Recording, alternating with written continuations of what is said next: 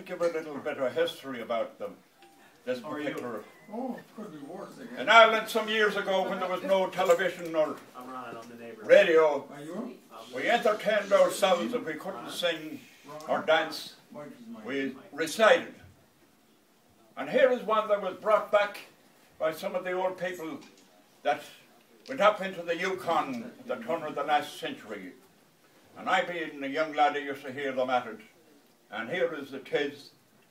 It's called The Cremation of St. McGee, written by Robert Service. And here how I heard it when I was a young lad. There are strange things done by the midnight sun for the men that mile for gold, and the Arctic trails could tell great tales that would make our blood run cold. The Northern Lights, they have seen great sights, but the greatest they ever did see was that light on the marge on Lake Nabarge. I cremated Sam McGee. Well, Sam McGee came from Tennessee, where the cotton blooms and grows, though he left his home in the south to roam, from the pole God only knows. He was always cold for the land of gold, which held him like a spell, and he'd often say, in his homely way, I'd rather live in hell. Well, on a Christmas day we were mushing away up the Dawson Trail. Talk of the cold of the fat side fold, sure it stung like a driven nail. If your eyes to close, your lattice froze, sometimes you couldn't see. It wasn't much fun, but the only one to whimper was Sam McGee. And that very night, as we lay packed tight in our robes beneath the snow, the dogs were fed and the stars overhead were dancing heel and toe. And he turned to me and he says, "Cap," says he, "I'll cash in this trip, I guess. But if I do, I'm asking you to grant me one last request." Well, a friend's last need is a thing to heed, and I swore I wouldn't fail, and I started out of the crack of dawn. Oh God, he looked ghastly pale.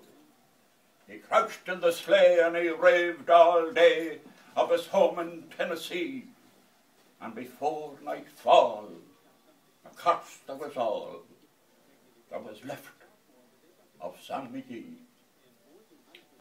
Well, I was sick with dread in the land of the dead, and I hurried half-mad ridden with a corpse half hid that I couldn't get rid because of a promise given. He was crouched in the sleigh, and he seemed to say, "You may tax your brawn and brain, but you promised true, and 'tis up to you to cremate my last remains." A friend cremate my last remains. Well, till I came to the marge of Lake Nabarge, a derelict there it lay. It was jammed in the ice, and I saw it twice. It was called the Alice May. And I looked at it, and I thought of it, and I looked at my frozen chum.